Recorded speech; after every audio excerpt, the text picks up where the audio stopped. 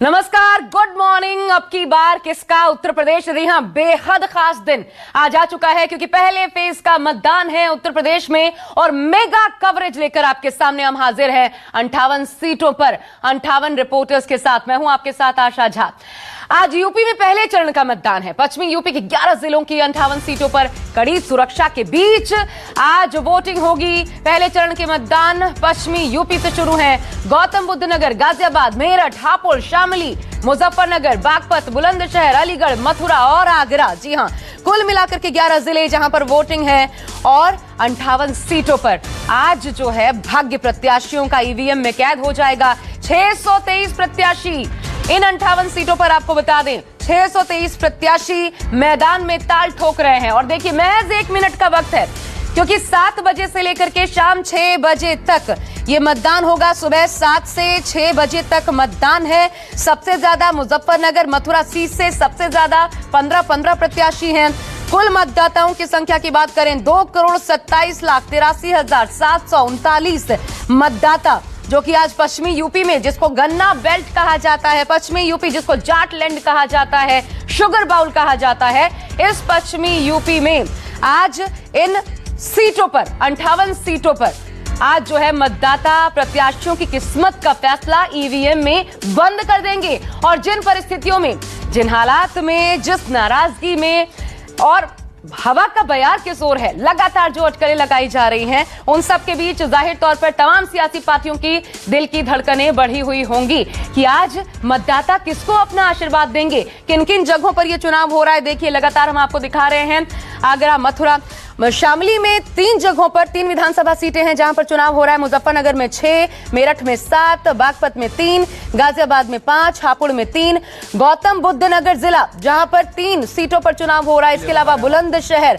7 सीटों पर, अलीगढ़ में 7 सीटों पर, मथुरा में 5, सबसे ज्यादा आगरा में कुल 9 विधानसभा सीटें हैं जिस पर आज ही ईवीएम में कैद हो जाएगी प्रत्याशियों की किस्मत का फैसला। इसके अलावा आगरा के बाद अगर बात करें बुलंदशहर, अलीगढ़, मेरठ, 7 विधानसभा सीटें इन तीनों जिलों में पड़ती हैं जहां पर आज वोटिंग होनी है। और चलिए,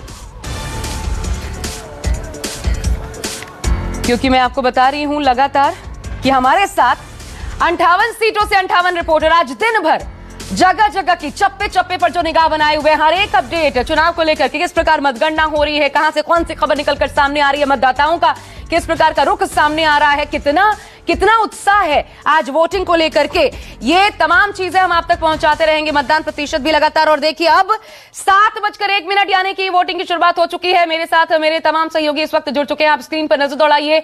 इस वक्त गौतम बुद्ध नगर से दिव्या अग्रवाल मेरे साथ, मेरे सहयोगी जुड़ चुकी हैं। संजीव त्रिवेदी हमारे साथ मौजूद हैं।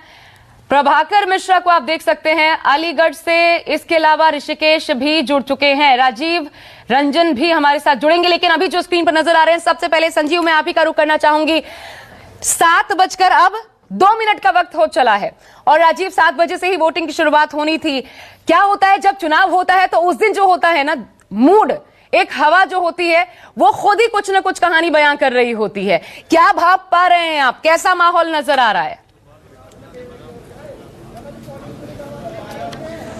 देखिए आशा, इस वक्त मैं बागपत में हूं और बागपत एक तरह से इस बार प्रयोगशाला है। आप भी जानती हैं कि अगर इस बार सपा और आरएलडी चुनौती दे रहे हैं तो क्या वो प्रयोग जो कि कहा यह जा रहा है कि जाट समुदाय और मुस्लिम वोटों को एक साथ आने से बदलाव आ सकती है चुनावी फिजा में, उसकी सबसे बड़ी प्रयोगशाला यहाँ बागपत है। लेकिन बागपत में आपने जैसा बताया वोटिंग तो शुरू हो चुकी है और मैं एक मतदान केंद्र के बाहर खड़ा हूँ। इस वक्त गौरीपुर है ये मतदान केंद्र, लेकिन यहाँ पर अभी तक आशा कोई मतदाता नहीं पहुंचे हैं। बहुत गजब की धुंध है, ठंड बहुत ज्यादा है और जाहिर है क्योंकि 11 घंटे हैं मतदान को चलना, तो लोग बाग पहुंचेंगे यहाँ जरूर। वोटिंग जबरदस्त होती है हमेशा से यहाँ पर और जाहिर है कि लोग पहुंचेंगे, लेकिन फिलहाल बहुत ज्यादा ठंड है, इस कारण से ऐसा लगता है कि अभी लोग नहीं पहुंचे हैं। मतदान कर्मी, सुरक्षा कर्मी और हम जैसे पत्रकार यहाँ पर जरूर मौजूद है। आपको हम बताते चले कि बागपत वो जमीन है जो कि चौधरी चरण सिंह के नाम से जानी जाती है, और उसके बाद उनके बेटे चौधरी अजीत सिंह और अब जयंत चौधरी।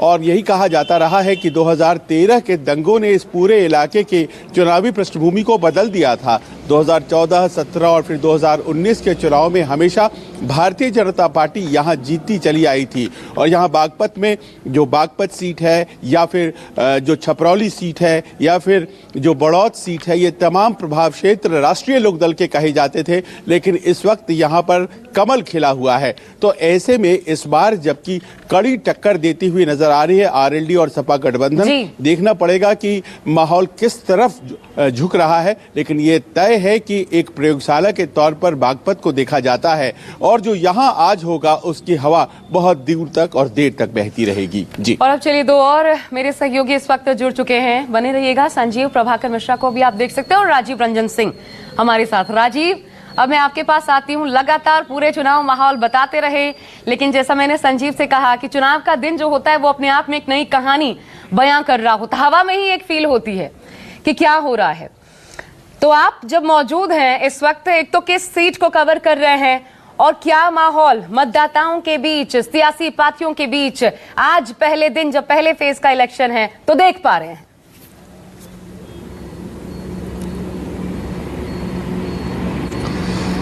देखिए आशा, मुझे लगता है कि जब चुनाव की घोषणा हुई होगी तो चुनाव आयोग को ये शायद अंदाजा नहीं रहा होगा कि सुबह 7 बजे का मौसम कैसा रहेगा। आप देखिए सामने, आप मेरे से 50 फीट के बाद कुछ देख नहीं सकती। मैं एक मतदान केंद्र पर हूं और वो तस्वीरों में मैं आपको दिखा भी नहीं पाऊंगा। इस वक्त इतना कोहरा है। मैं मेरठ में हूं, मेरठ की सरधना सीट पर हूं, जो कि सबसे हॉट सीट मानी जा रही है। संगीत सोम यहां से उम्मीदवार हैं और अतुल प्रधान उनके खिलाफ पिछले 2 चुनाव हार चुके हैं, तीसरा चुनाव लड़ रहे हैं। मेरठ में कुल 6 विधानसभा सीटें, और देखिए सड़क पर अगर आप देखें तो पुलिस और पत्रकार के अलावा जो जरूरी सामानों की आवाजाही वाले लोग हैं वही दिखाई दे रहे हैं। और इस समय कोहरा बहुत ज्यादा है। जहां तक सीटों की बात है, आज जो उत्तर प्रदेश में चुनाव हो रहा है, अगर आप दिल्ली से हरिद्वार जाएं तो सहारनपुर जो लास्ट जिला है सहारनपुर, उसके बाद उत्तराखंड शुरू हो जाता है। तो दिल्ली से हरिद्वार के रास्ते में जितने जिले पड़ते हैं वहां पर चुनाव हो रहा है पहले चरण का। और यही पूरा जाट बेल्ट है जहां पर संजीव जी थे बागपत में, उसको जाट लैंड की राजधानी कहा जाता है। मैं मेरठ में हूं, इसको वेस्टर्न यूपी की राजधानी कहा जाता है। 6 विधानसभा सीटें, 1 सीट को छोड़ करके भारतीय जनता पार्टी के पास सारी सीटें हैं। और पिछले चुनाव में और इस चुनाव में अगर देखा जाए 2017 और 22 में थोड़ा फर्क की अगर बात कही जाए तो वो ये है कि बीएसपी भी इस इलाके की बहुत महत्वपूर्ण पार्टी है। और बीएसपी ने तमाम जगह विपक्षी दलों का खेल बिगाड़ा था, और बीएसपी की वजह से भारतीय जनता पार्टी, मतलब लड़ाई ऐसी त्रिकोणात्मक हुई कि उसका फायदा भारतीय जनता पार्टी को सीटों पर मिला है। तो इस बार निगाहें इसी पर लगी है कि मेरठ में बीएसपी के उम्मीदवार क्या कर पाते हैं। फिलहाल जिस वक्त हम आप बात कर रहे हैं, मतदान केंद्र पर मतदान कर्मियों के अलावा एक भी मतदाता नहीं पहुंचा है। हमारे जैसे पत्रकार, जैसा संजीव जी कह रहे थे, हमारे जैसे पत्रकार ही हैं अभी। जी राजीव, बिल्कुल, ये उम्मीद नहीं थी कि ये स्थिति आज देखने को मिलेगी। हालांकि अभी सुबह सुबह आते वक्त मुझे मौसम जरूर साफ मिला यहाँ, इसलिए दिव्या शायद जहां मौजूद है वहां पर थोड़ी क्लैरिटी नजर आ रही है पीछे, लेकिन राजीव के पीछे बहुत धुंध है। पहले प्रभाकर मिश्रा का रुख कर लेते हैं मुजफ्फरनगर से। 6 की 6 सीट प्रभाकर, मुजफ्फरनगर में 6 की 6 सीट बीजेपी ने 2017 में बाजी मारी थी, लेकिन आज आप भी बता दीजिए जरा तस्वीर क्या है। अभी मतदाता सुबह सुबह पहुंचे हैं या नहीं, पहले तो वहां का माहौल दिखा दीजिए और फिर हवा का रुख किस ओर। आशा, जितना जोश उल्लास आपको है, मुझे है, स्टूडियो में है, मीडिया में है, उतना मतदाताओं में नहीं दिख रहा है। जैसा हमारे सहयोगी बता रहे थे कि वहां पर मतदाता नहीं आए हैं, वही हाल करीब करीब यहाँ पर भी है। करीब करीब क्या, वही हाल है। 1-2 लोग जाते हुए मुझे दिख रहे हैं, लेकिन मतदाता हैं या नहीं अभी बाद में बात करूंगा मैं। मुझे लग रहा है मतकर्मी होंगे, इसलिए कि अंदर अंधेरा सा है, चूंकि ग्रीन बेल्ट टाइप का है। ये sir Chhotu Ram inter college है मुजफ्फरनगर का, और यहीं पर यहाँ की चर्चा इसलिए है कि मुजफ्फरनगर में सबसे ज़्यादा किसान आंदोलन की चर्चा हुई। किसान आंदोलन का प्रमुख चेहरा राकेश टिकैत यहीं रहते हैं, यहाँ से 1-1.5 किलोमीटर उनका दूर घर है, और यहीं पर वो 11 बजे के आसपास मतदान करेंगे। आपने पूछा क्या समझ में आ रहा है, तो जो मुझे बात समझ में आ रही है, कल से जो मैं आया हूं, लोगों से बात करता हूं, तो जो चीजें किसान आंदोलन के दौरान बॉर्डर पर दिख रही थी, जो नाराजगी वहां पर किसानों में दिख रही थी, वही किसान जब वहां से लौटकर मुजफ्फरनगर में आए हैं तो वो बातें नहीं दिख रही हैं, मुझे नहीं दिख रही है कम से कम। और कल मैं एक किसान नेता से यहां बात कर रहा था तो उन्होंने कहा कि लहर नहीं है और किसी सरकार को हटाने के लिए एक लहर की जरूरत होती है। हालांकि चुनाव के ठीक पहले इस पर बात नहीं की जानी चाहिए, मैं नहीं करना चाहता हूं, लेकिन जैसा आपने कहा कि मुजफ्फरनगर की 6 सीटों पर 6 सीटें, सभी सीटें बीजेपी के पास थीं और यहां पर बीजेपी ने बहुत मेहनत भी किया है कि उस 6 सीटों को रिटेन किया जाए। लेकिन ये इसमें कोई दो राय नहीं है कि यहां पर मुजफ्फरनगर में गठबंधन ने भी बहुत कोशिश की है, बहुत मेहनत किया हुआ है। मैं जहां खड़ा हूं, मेरे ठीक बगल में आरएलडी का कार्यालय है और यहां पर आपको पता है कि किसान आंदोलन के दौरान बहुत बड़ी सभा की गई थी, जो संयुक्त किसान मोर्चा की, और उस किसान मोर्चा को राष्ट्रीय लोक दल का समर्थन प्राप्त था। तो ये तमाम चीजें, किसान आंदोलन का क्या असर होगा वो मुजफ्फरनगर और आसपास के इलाकों से साबित हो जाएगा, ये चीजें दिख पाएंगी। और ये भी सब लोग कहते हैं और ये पता है कि 7 चरणों के चुनाव में पहला चरण जो होगा, पहले चरण में जो चीजें होंगी उससे एक माहौल बनेगा। इसलिए गठबंधन ने भी बहुत कोशिश की है, बीजेपी ने भी बहुत कोशिश की है कि पहले चरण में जो बाजी मारेगा, बाजी उसके पक्ष में जाएगी। तो अभी मतदान शुरू हुआ नहीं है, 1-2 मतदाता जा रहे हैं, मुझे लगता है कि हाँ 1-2 लोग जाते हुए मुझे दिख रहे हैं। बाकी राजीव रंजन और डॉक्टर संजीव त्रिवेदी के मतदाताओं से हमारे मतदाता, यहाँ इस बूथ के मतदाता मुझे थोड़े एक्टिव दिख रहे हैं। तो अभी मुझे लगता है कि 2-4 लोग अंदर जा रहे हैं और मुझे तो लगता है दिव्या ने शायद किसी मतदाता को पकड़ भी लिया, क्योंकि सुबह सुबह हम ये बहुत उम्मीद कर रहे हैं कि कोई तो बोले, किसी को तो सुने। दिव्या, मैं सीधा आपके पास आ रही हूं, अगर कोई है तो बात कीजिए और वहां का भी जो भी तस्वीर सामने आ रही है दिखाइए सबसे पहले।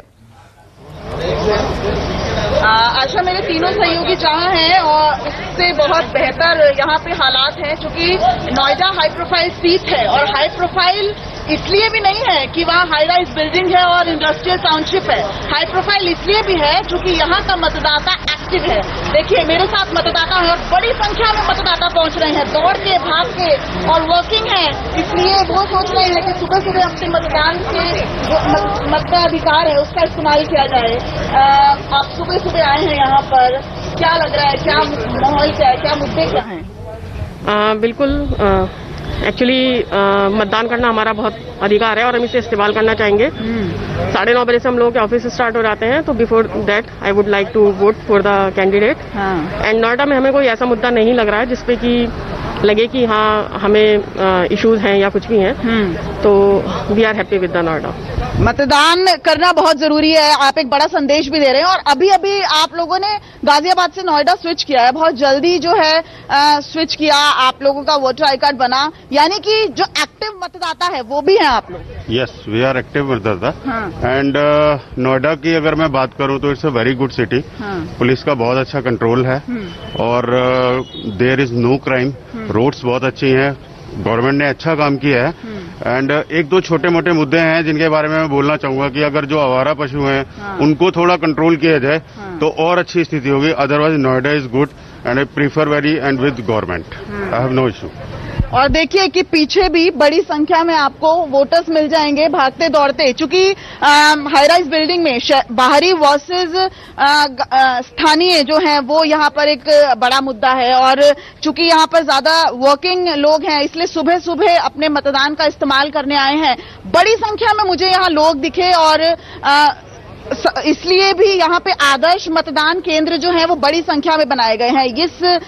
जिस बूथ पर मैं मौजूद हूँ ये भी एक आदर्श मतदान केंद्र है। आदर्श मतदान केंद्र एक मतदान केंद्र से इसलिए भी अलग होता है क्योंकि यहाँ अंदर तमाम व्यवस्थाएं होती हैं और देखिए तमाम यहाँ पर जो पुलिस है वो इस बात का ध्यान रख रही है कि मास्क या कोविड प्रोटोकॉल को फॉलो किया जाए और 200 मीटर की दूरी जो तमाम प्रोटोकॉल्स है उसको फॉलो किया जाए। सर, मैं आपसे भी जानना चाहूंगी, सुबह सुबह आप यहाँ आए हैं, बहुत से इलाकों में हम देख रहे हैं कि अभी ठीक से उजाला भी नहीं हुआ है, लेकिन नोएडा का वोटर क्या मैसेज देना चाह रहा है इस वक्त?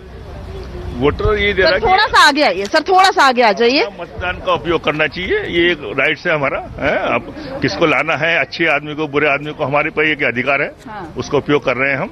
एक अच्छा आदमी को चुनाव करें, ये इसलिए आए हम। मुद्दे क्या है नोएडा के? मुद्दे कुछ भी नहीं है, सब बढ़िया चल रहा है। अच्छा, एवरीथिंग इज फाइन, बहुत इम्प्रूवमेंट है पहले से। हम 5 साल पहले जो चुनाव था उसके बाद बहुत इम्प्रूवमेंट है। देखिए इसलिए भी एक्टिव है क्योंकि इन्होंने मुझे कहा कि आप मुझसे थोड़ी सी दूरी पे खड़े हो जाइए। यानी कई बार हम भी रिपोर्टिंग करते वक्त ये भूल जाते हैं बात करते वक्त कि कोरोना प्रोटोकॉल को फॉलो करना है, और ये कहीं ना कहीं इनकी भी जिम्मेदारी है कि हमें अवेयर करें। मीडिया का ही काम नहीं है अवेयर करना, वोटर्स का भी काम है कि हमें सजग करें कि कोरोना प्रोटोकॉल का हमें भी फॉलो करना चाहिए। तो इस लिहाज से अगर मैं देखूं तो नोएडा काफी एक्टिव लग रहा है। सुबह सुबह ही लोग जो है आना शुरू हो गए। देखिए कैसे भागते दौड़ते जो लोग हैं वो मतदान केंद्रों में पहुंच रहे हैं। चुनावी समीकरण की अगर मैं बात करूं तो ब्राह्मण वोटर्स यहाँ पे ज्यादा हैं। बीजेपी से केंद्रीय मंत्री के बेटे पंकज सिंह है, हालांकि उनका खुद का वोट यहाँ नहीं है, लखनऊ में है। पंखुड़ी पाठक जो है वो लगभग 9 बजे जो है जो कांग्रेस से उम्मीदवार हैं वो यहाँ पे 9 बजे अपने वोट डालने यहाँ पर पहुंचेंगी। साथ ही साथ सपा से प्रत्याशी थोड़ी तस्वीर बड़ी अच्छी आ रही थी सुबह सुबह ये मतदाताओं तक, ताकि उत्साह आए इसलिए पहुंचाना जरूरी था और बहुत खूबसूरती से आपने दिखाया भी। दिव्या बने रहिएगा। मैं अब सीधा अलीगढ़ का रुख कर लेती हूँ। ऋषिकेश दुबे हमारे साथ यहां से जुड़े हुए हैं। और अलीगढ़ तो ऋषिकेश अपने तालों के लिए दुनिया भर में मशहूर, लेकिन वो सत्ता की चाबी वो किसे सौंपेंगी जनता, यहां पर ये जरूर सियासी पार्टियों में एक अलग प्रकार की बेचैनी आज होगी। और गढ़ रहा है कल्याण सिंह का, यहां पर आज क्या है स्थिति, तस्वीरें दिखाते हुए जरा समझाइए।